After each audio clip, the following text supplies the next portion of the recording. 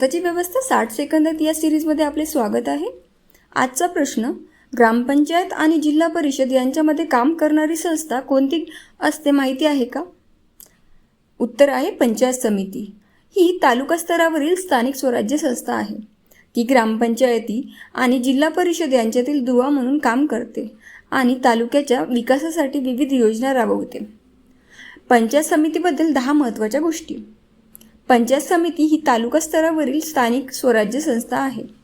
ती ग्रामपंचायत आणि जिल्हा परिषद यांच्यातील दुवा म्हणून काम करते, तालुक्यातील विकास कामांचे नियोजन करते, शिक्षण, आरोग्य आणि स्वच्छता योजनांच्या अंमलबजावणीवर लक्ष ठेवते, ग्रामपंचायतींच्या कामांचे समन्वय करते, ग्रामीण भागातील विकास योजनांना गती देते, केंद्र आणि राज्य सरकारच्या योजना गावापर्यंत पोहोचविते।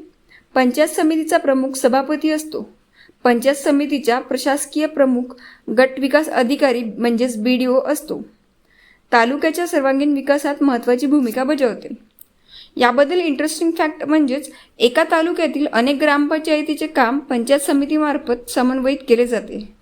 अशीच महत्त्वाची माहिती सोप्या मराठीत जाणून घेण्यासाठी इन्फो स्टडी या चॅनलला लाईक आणि सबस्क्राईब करा। धन्यवाद।